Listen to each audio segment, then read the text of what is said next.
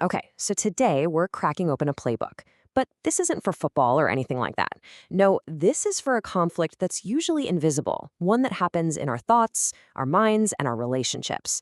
We're going to walk through a kind of field guide, one that's designed to help you spot the strategy behind this spiritual battle, and more importantly, how to actually walk in a new kind of freedom. Let's dive in. And really, our whole mission today comes from this powerful idea right here. This verse says we shouldn't be outwitted because we're not ignorant of his designs. Now, this isn't about stirring up fear, not at all. It's about gaining a strategic advantage. It's about swapping ignorance for awareness so we can be ready for what's really going on beneath the surface. And that really leads us to the core question we've got to ask ourselves, the one that frames this whole conversation. Are you fighting a battle you don't even see? Because let's be honest, a lot of the time, the most draining fights aren't the obvious ones out in the open, but those subtle little skirmishes happening inside our own hearts and minds. All right, so that brings us to our first major section. We're going to start by looking at the war within. These are the attacks that are custom-made to hit our internal world, our thoughts, our feelings, and what we truly believe about who we are. So let's look at a classic move, the attack against your identity. Here's the tactic. The enemy loves to magnify your insecurities, to get you to swallow the lie that you are your mistakes, that you're just a product of your worst moments. But the truth, the counter move, is to plant your feet firmly in what God says is true about you. That you are adopted, you are loved, and you are absolutely secure, period. And that theme of the past just keeps going with this next attack, the one that targets your confidence.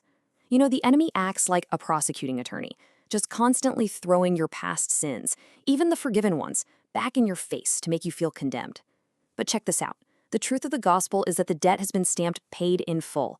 It's done. Christ's payment is final. Grace isn't some temporary thing. You are clean. Okay, and here's a third internal attack. This one is against your purity, and the lie is so sneaky. It makes sin look harmless, maybe even a little appealing. You hear that whisper, "Oh, it's just a small compromise. It's no big deal." But the only real defense is to start seeing it the way God does, that it's actually deadly, not delightful. It's something to run from, not play with. Okay, so we've looked inward. Now let's kind of zoom out a bit, because this battle isn't just happening inside of us.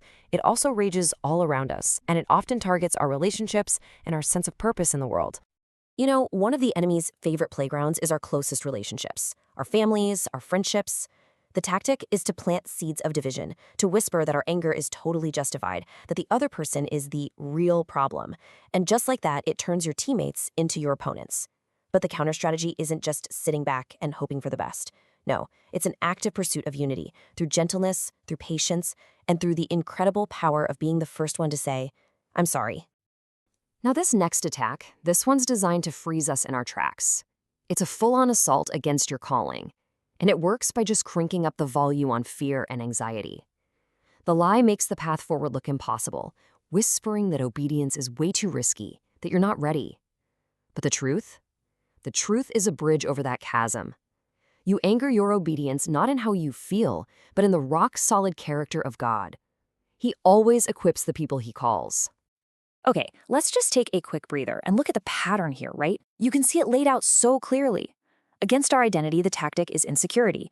Against our family, it's division. And against our calling, it's fear.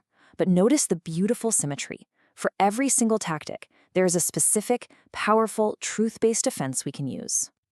So we've identified the attacks, we've seen the plays. Now for the good part, our playbook. And this isn't some super complicated defense system. It's actually a simple, powerful strategy for how we can respond with truth and start walking in real freedom. And here it is, your 4-step counterattack. You can use this every single day. First up, root your identity in God's truth. Second, reject the lies. Don't even entertain them. Third, return to prayer and the Bible. Make that your default reaction, especially when you feel weak. And finally, number 4, recall God's faithfulness. Look back and remember his track record in your life. This is your practical, hands-on toolkit. And this right here, this is the whole point. This is the why. We're not just learning enemy tactics for trivia night. The entire reason to recognize the battle is so that we can actually walk in freedom every single day. So I want to leave you with a challenge, something to make this real. Looking back at everything we just covered, which one of these remedies are you going to intentionally put into practice this week? Is it going to be rooting your identity? Is it pursuing unity in a tough relationship? What's it going to be for you? And this prayer from Psalm 139, it's kind of the perfect way to wrap this up. It's an open invitation for God to come in, search our hearts, show us any place where we might be buying into a lie, and then lead us forward. It's the perfect next step on this journey to real, lasting freedom.